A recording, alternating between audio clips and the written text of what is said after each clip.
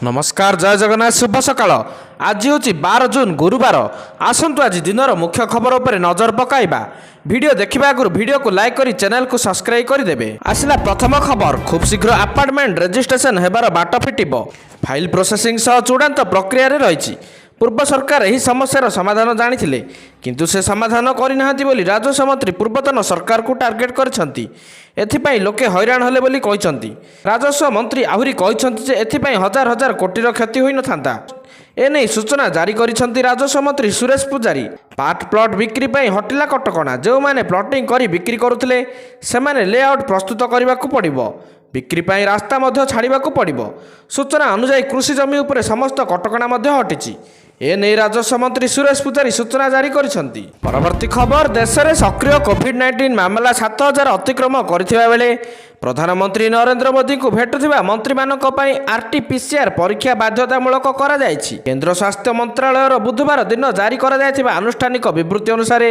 देश में गत 24 घंटा मध्य 306 नुआ मामला और 6टी मृत्यु रेकर्ड होइछि जोठारे केरल में 3टी मृत्यु रेकर्ड होइछि। से समय मध्य महाराष्ट्र और कर्णाटकर ही अवशिष्ट मृत्यु रिपोर्ट करथिबा एकमात्र राज्य। दिल्ली में गत 24 घंटा मध्य 66 संक्रमण रेकर्ड होइछि एवं सहरर मोट मामला 757 को पहुंची बोली स्वास्थ्य मंत्रालय कहिछि। परवर्ती खबर 16 तारिख सोमवार खोला रहिबो नंदनकानन रजपाई खोला रहिबो नंदनकानन 17 तारिख दिन बंद रहिबो नंदनकानन प्राणी उद्यान कर्तृपक्ष सूचना रज अवसर में खोला रहिबो नंदनकानन एने उद्यान कर्तृपक्ष देले सूचना। परवर्ती खबर क्राइम ब्रांच हाथ में जाल सर्टिफिकेट राकेट जाल सर्टिफिकेट दे ग्रामीण डाक सेवक जीडीएस चाकरी हातेबा घटना बलांगीर 5 जन को चिन्हट कर गिरफ कला क्राइम ब्रांच। एचएससीओ विभिन्न विश्वविद्यालय ना जाल सर्टिफिकेट देथिले अभियुक्त पूर्वर मुख्य अभियुक्त समेत 17 जन गिरफ होइथिले। परवर्ती खबर रजरे घोषणा हो पारे नुआ एनएससी 12 रु अधिक नुआ एनएससी घोषणा करिपारंती मुख्यमंत्री एने सूचना देले नगर उन्नयन मंत्री कृष्णचंद्र महापात्र।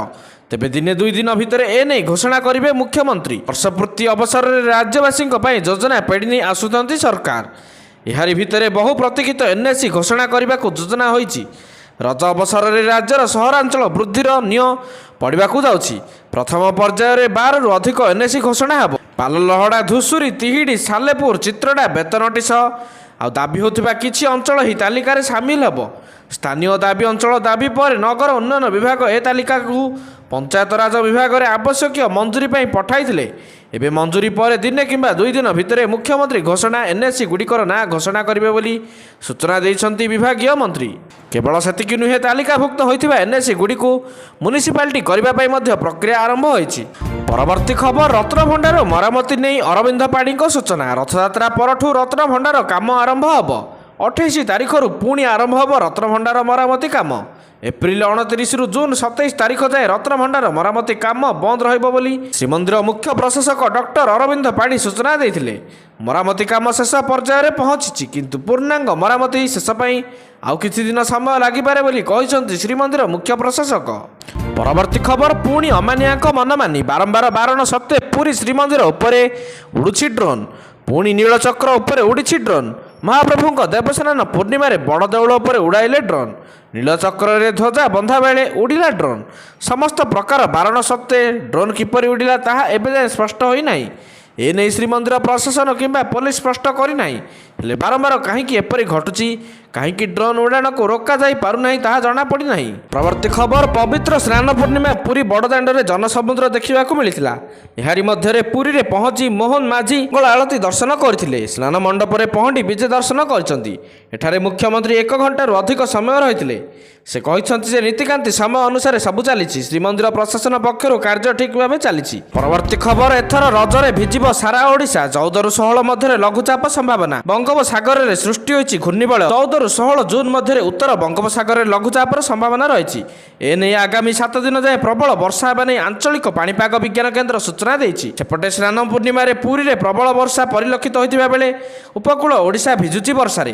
तेबे आसंता 7 दिन पर्यंत वर्षा लागि रहइबो बोली आंचलिक पाणीपाग विभाग सूचना देइछि। आज 30टी जिल्ला रे वर्षा सह घड़घड़ी नहीं येलो अलर्ट जारी करिछि पाणीपाग विभाग। 23 जिला येलो अलर्ट जारी करा जायथिबा बेले 7 जिल्ला रे प्रबल वर्षा हेबा नहीं अलर्ट जारी होइछि। ପରବର୍ତ୍ତୀ ଖବର ପାକିସ୍ତାନରେ ଲଗାତାର ବଢ଼ି ଚାଲିଛି ଉତ୍କଟ ଦାରିଦ୍ର୍ୟ ହାର। ଭାରତ ଏବଂ ପାକିସ୍ତାନ ପଡ଼ୋଶୀ ଦେଶ ହୋଇପାରେ, କିନ୍ତୁ ଉଭୟଙ୍କ ପରିସ୍ଥିତି ମଧ୍ୟରେ ବହୁତ ପାର୍ଥକ୍ୟ ଅଛି। ବିଶ୍ୱ ବ୍ୟାଙ୍କର ଏକ ନୂତନ ତଥ୍ୟରୁ ଜଣାପଡ଼ିଛି ଯେ ଗତ 10 ବର୍ଷ ମଧ୍ୟରେ ଭାରତରେ ଦାରିଦ୍ର୍ୟ ବଡ଼ ପରିମାଣରେ ହ୍ରାସ ପାଇଥିବା ବେଳେ ପାକିସ୍ତାନ ଆର୍ଥିକ ସମସ୍ୟାରେ ଘେରି ରହିଛି। ଆତଙ୍କବାଦୀଙ୍କୁ ପୋଷୁଥିବା ପାକ୍ ପାଖରେ ନିଜ ଦେଶର ଲୋକଙ୍କ ପେଟକୁ ମୁଠାଏ ଦାନା ଦେବାକୁ ସକ୍ଷମ ନାହିଁ, କିନ୍ତୁ ଋଣ ପରେ ଋଣ କରିଚାଲିଛି ପାକିସ୍ତାନ, ଯାହାର ପର୍ଦ୍ଦାଫାଶ କରିଛି ବିଶ୍ୱ ବ୍ୟାଙ୍କ ରିପୋର୍ଟ। ଭାରତ ବିରୁଦ୍ଧରେ ଯୁଦ୍ଧ ଲଢ଼ିବାର ଫୁଟାଣି ମାରୁଥିବା ପାକିସ୍ତାନର ବାସ୍ତବତା କାହାକୁ ଅଛପା ନାହିଁ।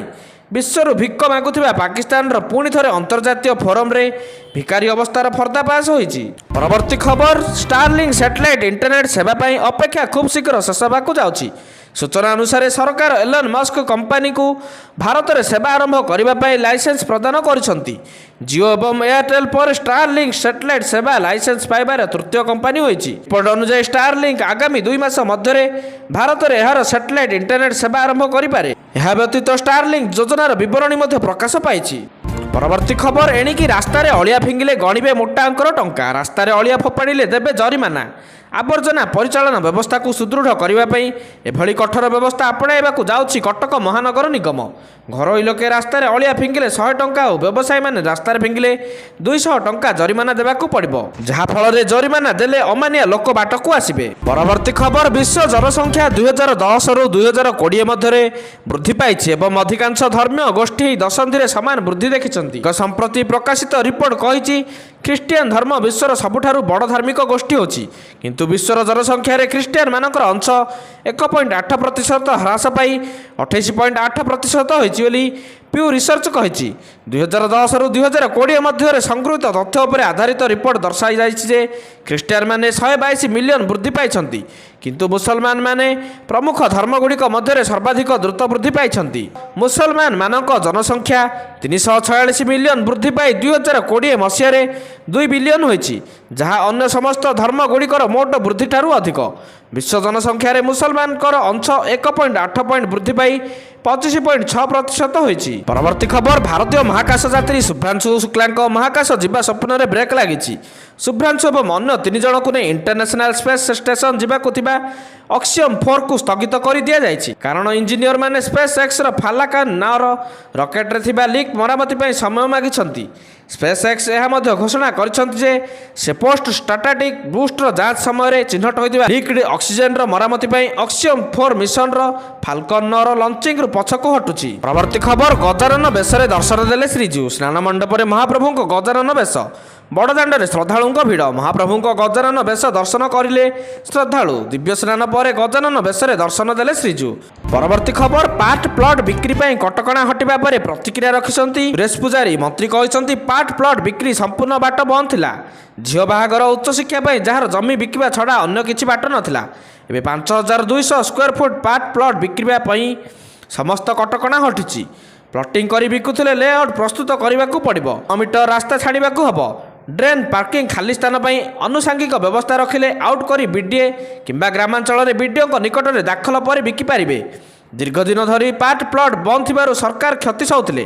ଲୋକ କ୍ଷତି ସହିବା ସହ ହଇରାଣ ମଧ୍ୟ ହେଉଥିଲେ। ସମସ୍ତ ଷ୍ଟକ୍ ହୋଲ୍ଡରଙ୍କ ଆଖି ଆଗରେ ରଖି ସମସ୍ତ ବ୍ୟବସ୍ଥା କରାଯାଇଛି। କୃଷି ଜମି ଉପରେ ସମସ୍ତ କଟକଣା ହଟିଛି। କେବଳ ଘରବାଡ଼ି ଜମିରେ କଟକଣା ରହିଛି। ପୂର୍ବରୁ ଥିବା ବ୍ୟବସ୍ଥାରେ ସଂଶୋଧନ ଆଣି ସାନି ବିଜ୍ଞପ୍ତି ପ୍ରକାଶ କରିଛି ଗୃହ ନିର୍ମାଣ ଓ ନଗର ଉନ୍ନୟନ ବିଭାଗ। ନୂଆ ସଂଶୋଧନ ଅନୁସାରେ ଏଣିକି ଥରକରେ 500 ବର୍ଗମିଟର ବା 5382 ବର୍ଗଫୁଟରୁ କମ୍ ଜାଗାକୁ ବିକ୍ରି କରିହେବ। ଏଥିପାଇଁ କୌଣସି ଲେଆଉଟ୍ ଅନୁମୋଦନ ଦରକାର ପଡ଼ିବ ନାହିଁ। ପରବର୍ତ୍ତୀ ଖବର ସ୍ନାନ ପୂର୍ଣ୍ଣିମାରେ ପୁରୀରେ ବରିଷ୍ଠ ସେବାୟତଙ୍କୁ ହତ୍ୟା। ପୁରୀର ଗୁଡ଼ିଆ ସାହିରେ ଘଟିଛି ଏହି ହତ୍ୟାକାଣ୍ଡ। 83 ବର୍ଷୀୟ ସେବାୟତ ଜଗନ୍ନାଥ ଦୀକ୍ଷିତଙ୍କୁ ହତ୍ୟା। କିଏ ଓ କାହିଁକି ହତ୍ୟା କରାଗଲା ସେ ନେଇ କିଛି ସ୍ପଷ୍ଟ ସୂଚନା ଆସିନାହିଁ, କିନ୍ତୁ ପୁରୀ ଏବେ ପୋଲିସ ଛାଉଣି ରହିଛି। ଚାଲିଛି ମହାପ୍ରଭୁଙ୍କ ନୀତିକାନ୍ତି। ଏହି ସମୟରେ ଜଣେ ବରିଷ୍ଠ ସେବାୟତଙ୍କୁ ହତ୍ୟା କରିବା ଆଇନ ଶୃଙ୍ଖଳା ଉପରେ ପ୍ରଶ୍ନବାଚୀ। ପରବର୍ତ୍ତୀ ଖବର ଏସିକୁ ନେଇ ସରକାର ଆଣୁଛନ୍ତି ନୂଆ ନିୟମ। ଆପଣଙ୍କ ଏୟାର କଣ୍ଡିସନ ଶୀଘ୍ର ହିଁ 20 ଡିଗ୍ରୀ ସେଲସିୟସ୍ ତଳେ ଥଣ୍ଡା କରିବା ବନ୍ଦ କରିପାରେ। ଭାରତ ସରକାର ଏୟାର କଣ୍ଡିସନ ଏସି ପାଇଁ ନୂଆ ନିୟମ ଆଣିବାକୁ ଯାଉଛନ୍ତି, ଯେଉଁଥିରେ ଏସିର ତାପମାତ୍ରା 20 ଡିଗ୍ରୀ ସେଲସିୟସ୍ ତଳେ ଏବଂ 28 ଡିଗ୍ରୀ ଉପରେ ସେଟ୍ କରାଯାଇପାରିବ ନାହିଁ। କେନ୍ଦ୍ରମନ୍ତ୍ରୀ ମନୋହର ଲାଲ ଖଟ୍ଟର ଘୋଷଣା କରିଛନ୍ତି ଯେ ଏହି ନିୟମ ଶୀଘ୍ର ଲାଗୁ ହେବ, ଯାହା ଶକ୍ତି ଖର୍ଚ୍ଚ ହ୍ରାସ ଏବଂ ପରିବେଶ ସୁରକ୍ଷା ପାଇଁ ଏକ ଗୁରୁତ୍ୱପୂର୍ଣ୍ଣ ପଦକ୍ଷେପ। ଏହି ନିଷ୍ପତ୍ତି ଭାରତର ଜଳବାୟୁ ଲକ୍ଷ୍ୟ ଏବଂ ଇଣ୍ଡିଆ କୁଲିଂ ଆକ୍ସନ୍ ପ୍ଲାନ୍ ସହିତ ସମ୍ପର୍କିତ, ଯାହା 2038 ସୁଦ୍ଧା ଶୀତଳକରଣ ସମ୍ପର୍କିତ ଶକ୍ତି ଚାହିଦା 40% ହ୍ରାସ କରିବାକୁ ଲକ୍ଷ୍ୟ ରଖିଛି। ପରବର୍ତ୍ତୀ ଖବର, ପୁଣି ମହଙ୍ଗା ହେଲା ସୁନା ଦର। ରାଜଧାନୀ ଦିଲ୍ଲୀରେ ସୁନାର ମୂଲ୍ୟ 820 ଟଙ୍କା ବୃଦ୍ଧି ପାଇ 10 ଗ୍ରାମ ପିଛା 98,490 ଟଙ୍କାରେ ପହଞ୍ଚିଛି। ଏହା ସହ ରୂପା ଦର ବୁଧବାର 1,07,100 ଟଙ୍କା ପ୍ରତି କିଲୋଗ୍ରାମରେ ସ୍ଥିର ରହିଛି। ଅଲ୍ ଇଣ୍ଡିଆ ସର୍ପା ଆସୋସିଏସନ୍ ଅନୁଯାୟୀ ଦୃଢ଼ ବିଶ୍ୱ ଧାରା ସହିତ ଖୁଚୁରା ବିକ୍ରେତା ଏବଂ ଷ୍ଟକିଷ୍ଟମାନଙ୍କ ଦ୍ୱାରା ନୂତନ କ୍ରୟ ମୂଲ୍ୟ ବୃଦ୍ଧିକୁ ସମର୍ଥନ କରିଛି। ଆଜିର ଶେଷ ଖବର, ତାମିଲନାଡୁ ଭିରୁନୁଧରର ଜିଲ୍ଲାସ୍ଥିତ ଏକ ମନ୍ଦିରରେ ଘଟିଯାଇଛି ବଡ଼ ଅଘଟଣ। ମନ୍ଦିର ପ୍ରସାଦ ଖାଇ 107 ଭକ୍ତଙ୍କୁ ଡାକ୍ତରଖାନାରେ ଭର୍ତ୍ତି କରାଯାଇଛି। କାରୁପନ୍ନାକାମୀ ମନ୍ଦିରରେ ପ୍ରଭୁଙ୍କ ପ୍ରସାଦ ଖାଇ ଅସୁସ୍ଥ ହୋଇପଡ଼ିଛନ୍ତି ଭକ୍ତ। ଜୁନ୍ 6 ତାରିଖରୁ ମନ୍ଦିରରେ ସ୍ୱତନ୍ତ୍ର ପୂଜା ଚାଲିଥିଲା। ପୂଜା ନେଇ ଭକ୍ତଙ୍କ ଭିଡ଼ ମଧ୍ୟ ଦେଖିବାକୁ ମିଳିଥିଲା। ପରମ୍ପରା ଅନୁସାରେ ମନ୍ଦିରରେ ବ୍ୟାପକ ପ୍ରସାଦ ବ୍ୟବସ୍ଥା କରାଯାଇଥିଲା। ପ୍ରସାଦ ଖାଇ କିନ୍ତୁ ଜଣକ ପରେ ଜଣେ ଭକ୍ତ ଅସୁସ୍ଥ ହୋଇ ଡାକ୍ତରଖାନାରେ ଭର୍ତ୍ତି ହେବାକୁ ଲାଗିଥିଲେ। ବର୍ତ୍ତମାନ 107 ଭକ୍ତ ଡାକ୍ତରଖାନାରେ ଚିକିତ୍ସିତ ହେଉଛନ୍ତି। ସେମାନଙ୍କ ମଧ୍ୟରେ 11 ଜଣ ଛୋଟ ପିଲା ଅଛନ୍ତି।